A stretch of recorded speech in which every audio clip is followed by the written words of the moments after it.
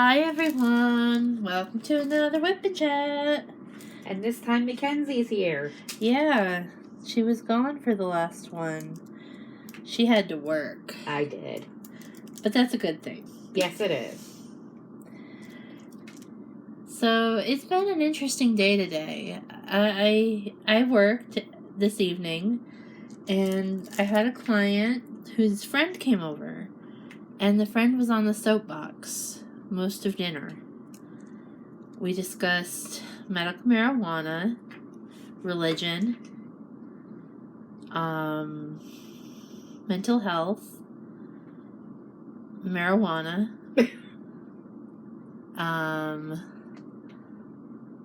and global warming. Okay, you said marijuana. And twice. politics. They went back to it a couple of times. I'm stressing the fact that we discussed that several times. Gotcha. So, it was an interesting meal. I'm not allowed to offer my opinion when I'm on the clock.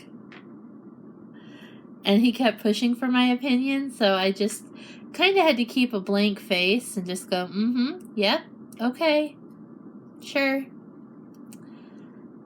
Which isn't always the easiest thing to do, especially when something someone says strikes a nerve. And some things he said regarding mental health really hit me. Which is kind of why I talk about mental health on my channel, because there's such a stigma and there is so many misconceptions and preconceived notions that I want to try and clear them up as best I can, because I know before I was diagnosed and in the system, to say, I had a lot of these misconceptions. It's one of those things that's extremely difficult to understand if you haven't been there. So tonight I want to talk about life outside of the bubble, life outside the psych unit. I've been out for a few days now, and Mackenzie's good for this topic too because she's had multiple stays. I have. So, which I am not ashamed of. This is a topic actually where Becky wouldn't be helpful. She has not experienced it, and I pray she never has to. Yes. It's not a place you would wish upon anybody. But it's a place that, when necessary, is not... It's not a bad place to be. But it's also a Band-Aid. It's not a vacation. It's not a vacation. It's a Band-Aid. In fact, that's even what they call it when you're in. It's a Band-Aid. It takes care of the immediate problem in the immediate time. But the real solution is therapy and hard work. And, if necessary, medication. So, coming out of the psych unit, most of them don't let you go outside. So, fresh air is the first thing you encounter. Yes. It's like a miracle. It's like air, weather. I'm outside. Something I only saw out the window. Which, by the way, the windows do not break. Mackenzie knows this for a fact. I do. One of my stays in there, somebody actually destroyed the unit microwave by trying to throw it out the window. Well, it bounced. The microwave broke. The window did not. Yes. And yes, they do have microwaves in most of them, so you can heat up snacks and leftover food, because not everybody can eat their entire meal at once. It's not a prison. At least not most of them. I'm sure there are institutions that are. But most of them are not. They're there to get you help, not lock you up. Even though you are locked up. And then it hits you. It's like, I don't have the boundaries. Now I have to deal with real life again. And adulting is hard. We all know that. Yeah. But we have to do it. And real life sucks sometimes. Yeah, and your problems don't disappear while you're in. They just sit there and wait for you. Life gets put on pause when you're in the psych unit. Because you don't... I mean, you have to deal with things like calling your job and letting them know you're going to be out for a few days to a week or so. You have to make sure the rent is paid, but for me, Mackenzie, I left her a check and she took care of that. Yep. But I didn't have to worry. Well, I did, but I just called my job and they just wrote me off. But now I'm wondering, it's like, okay, I've just missed 3 weeks of work. How are the bills going to get paid? Which we will handle. We will handle, yes. But We've done it before. we have, but that's the adulting that really sucks. And it also can stress you out even more when you get out. Yeah. Because when you were in that bubble, you didn't have to deal with any of that. You just focus on getting yourself stable. And when you leave the psych unit, you're not 100%. I mean, sometimes you can feel really good. You feel like you've got everything under control, and then everything hits you this again. It's like, holy crap, this was all still going on while I was in there. Like, it's a challenge to deal with. You still got to deal with your job. You still got to deal with your kids. You still got to deal with your spouse. You still got to deal with coworkers. You still have to deal with real life, but whatever problems you had when you went in are still there. It's just hopefully now you have some coping techniques to help you get through them. I know for me personally, I was not 100% when I left. The suicide thoughts were under control. They still are. However, the self-harm thoughts are not. But she seems to be coping well. No. Unfortunately, I have given in a couple of times to them. Oh. And the proper people know, so I'm working on taking care of that, but it's a struggle. It is a struggle, and when you don't have those boundaries to keep you safe, to take away everything that you can use to hurt yourself with, and you have to be the person who says, no, I can't do this, sometimes it's really hard. And when people say, well, think about the family, think about the people who will be hurt by your actions, when you're in that mind space, that type of speech doesn't help. Because you're feeling like, well, I'm such a burden on them. Wouldn't they be better off without me? Wouldn't they be better off if I just took care of all this myself and they didn't have to deal with it? No matter how much they want you to tell them. It's a feeling you cannot really... You can put it into words, but you can't make people understand it. No.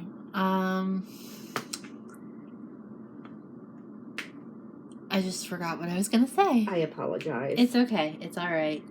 That's just something I'm passionate about. I understand. One of the biggest issues I have with... Because there's all these fun little sayings people have in the mental health system. And one of the ones I have the hardest time with is fake it till you make it. Whereas that is one that helped me. And I have a hard time with it because I fake it and nobody knows what's going on until I crash. And I think I have a hard time with that one because I don't think we should be putting on fake smiles. I think we should be... Well, I wasn't doing it so much for anyone else as myself. I was trying to make myself believe that I was doing okay. Yeah. Until one day I realized I was. Yeah. I've been told to fake it to others. Yeah, no. The way it was put to me was fake it to myself. No. Which was one of the things that really helped, because I think it helped adjust my brain chemicals more. Yeah. See, the way I'm saying it is, don't fake it to others. Be honest. That's not good. Because that's what my job told me, that because I've been completely open and honest with them is why I still have a job. So there's that. And coming home to your own house, to your own bed, or in my case, a couch, just getting back to your own routine, it's good because that helps your recovery. Because if you stay in the psych unit too long, you start regressing. Once you're ready to go, you need to leave because otherwise the rules start to get to you. And not only that, but you get too used to those boundaries to where you can't deal with it when you don't have them. Yeah. And you can't live in the bubble. Even though it's tempting. It is tempting. I've been very tempted before. I have too, but unfortunately life is not a bubble. It is not. Like I said, it sucks. Yep. But we just wake up each day and try to figure out, okay, how do I handle today? And that's really all you can do is go day by day. Sometimes it's just hour by hour. Yep. Okay, if anyone out there knows someone in recovery, mental health is very much the same. Self-harm is an addiction. Self-harm is just like any other addiction. I just want to put that out there. It is. Because, okay, I'm going to get on a little soapbox for a minute. I apologize. But this was one thing they stressed in the hospital. So I'm going to give a tiny little lesson. When you self-harm, you get a release of endorphins. Just like when you exercise, you get that feel-good. But you also get a high, like you do when you use drugs or alcohol. And for self-harmers, we don't realize it, but we want that high back. But we also, for a lot of us, want that distraction or that control. Or for me at least, it's a release of the anxiety and tension I'm feeling. And that's why a lot of us do it. But it's just like any other addiction. And it shouldn't be looked down upon because it's part of mental health. Okay. And honestly, suicidal ideation can work very similarly. I speak from a place of experience. I posted something on my Facebook last night. I don't know if you saw it, Mackenzie. It's why do we mourn suicide but deny depression? I did not see that. That's very true. Becky posted it. And it's like, I had somebody quote a statistic to me while I was in the hospital. For teenagers, once they decide on killing themselves because they're so impulsive, crisis has 19 minutes to find them. Because they often act within that 19 minutes. Mm-hmm. And I'm going to say one more thing, and I'm not trying to judge anybody. If you are one of those people who tells someone who is suffering from depression to snap out of it, you are making the problem worse. Yes. Because they can't, and then they feel like they should be able to. Yeah. And that makes them worse. It so does. Please, don't ever tell someone who comes to you with depressive thoughts to snap out of it or tell them that everybody has to deal with it. Just be an adult. Because they cannot control it. No. No matter how badly they would like to. That was one of the worst things people said to me while I was really down. And that made my suicidal ideation worse. Because I was like, well, if I'm supposed to be able to just snap out of this, I shouldn't even be here. One of the nurses while I was in the hospital told me that I needed to own my actions and own... how did she put it? Own my thoughts and feelings. So if I was struggling, then I needed to own it and I needed to ask for help. Which is not always easy to do. It's not. You don't want to be a burden. You don't want to be a burden, and sometimes it's humiliating to have to ask for help over and over and over. But especially when you feel like you should be able to handle it. yes. I went 14 months with no self-harm. I have self-harmed probably in the last 2 weeks half a dozen times. And when I have to tell my caseworker that tomorrow, she is not going to be happy. I'm going to have disappointed her. But I also know that she will understand that sometimes we fall. We're human. Anyways, let's go back to the bubble. Get off this. It's not really a soapbox, it's education. This is stuff people need to hear about It mental is. health. It's too easy to overlook these things. It is, but And yes, everybody might be dealing with a lot of the same problems, but not everybody can view it the same. no. Some people have a tendency to take everything to a dark place. And it's not because they think other people aren't dealing with the problem, it's because they think they aren't fit to deal with the problem. I'll say I was in a very dark place this time. I honestly felt like there was no light at the end of the tunnel. I still get that way sometimes, but I deal with it. It's not easy. By no means is it easy. But I always know, because I've dealt with it so many times, that I can get through it this time. The more I deal with it, the better it gets. Do I live a 100% great life now? No. I can barely stand people. I don't trust hardly anybody. I think Marissa's one of the only people I trust. But if that's what it takes to keep me waking up every day, I'll do it. I want to keep her around for a little while. It doesn't help that I've been backstabbed so many times. I've never backstabbed you. No, you haven't.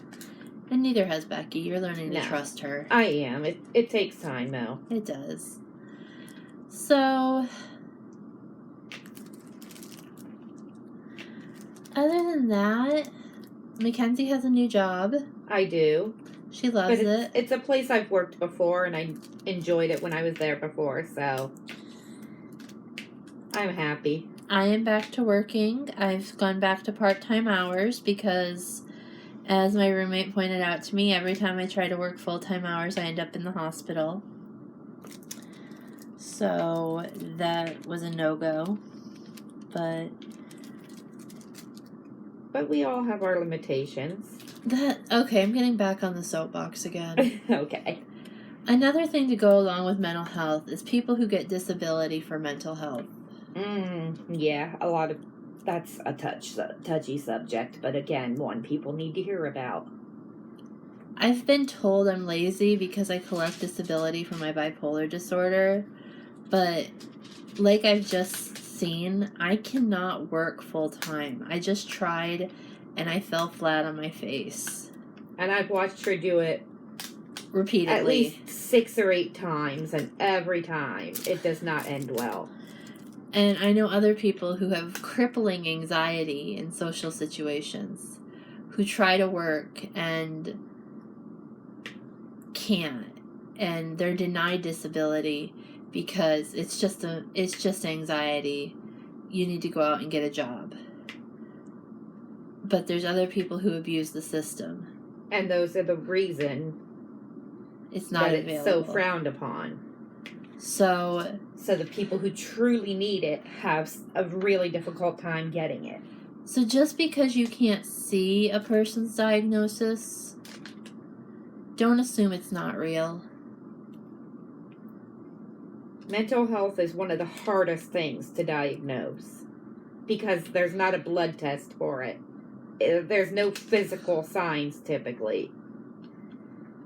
So it can be very, very hard. In fact, there are people who have their diagnosis changed dozens of times because they can't figure out the root of the problem and get them on the proper medication.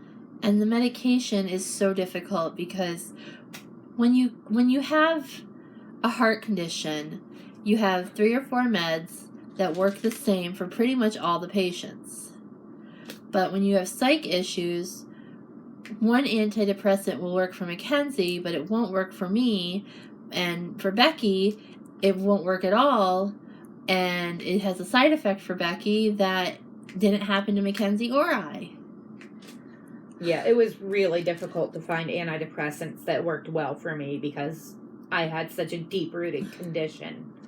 And you wouldn't know it from me speaking. But I was really, really bad. I just managed to get to the root of the problem and fix it. Whereas I'm super sensitive to medication. Yeah. And Whereas Becky's I was allergic. Not. Becky's allergic to most medications. I metabolized medication too fast, so it took a really strong medication to work for me. I mean, if you looked at me, you wouldn't think, oh, well, she's got a high metabolism, but I do. I just have middle-aged spread, as I'm calling it. But anyway, so we'll get off the soapbox now. That's probably what this video is going to have to be titled, The Soapbox. Yep. So, if you're still watching, thank you so much. If you're not watching, you missed out, in You my did. opinion, on some very educational facts. But These are things people need to know. so yeah, it's been a rough few days for me, but don't worry, I don't need the hospital again. That's not even an issue. Like I said, I'm not suicidal at all. And that's really what it's there for. Yeah, that's If the they only think way. you're going to I'm not kill suicidal, yourself I'm or not hurt someone homicidal. else. Not suicidal, not homicidal, just struggling with self-harm, and that's not enough for them to admit me. No. And in fact, what didn't someone once tell you it's a coping skill? Not a healthy coping skill, but it is a coping skill. It's a coping skill, yep. It's just not a good one. Yep, And it's one you don't want to rely on. correct. So, I would rather see her self-harm than kill herself. yeah. And I hesitate in saying this, but I will just to ease people's minds. I don't do it anywhere near any crucial arteries. And believe me, she knows where they are. She's I got do. medical training. I was in anatomy and physiology. I know. She was studying to be a nurse. Yeah, so that's all I'm going to say on that. This is probably going to get blocked by YouTube. No. Not unless somebody decides to flag it. But yes, I know what I'm doing. Which almost puts me at ease a little bit, even though I wish she didn't have those thoughts. At least she knows how to not majorly hurt herself to where she could accidentally do something really bad. Yeah. And I also know I also would know what to watch out for if something did happen, to call for help. Because like I said, I'm not suicidal. I don't want to die. I've got too much going on. I just need that release. She's got diamond paintings to finish for Christmas. I do. I have 5 diamond paintings, including one that's the size of a blanket. It's a 100 by 70. It's huge.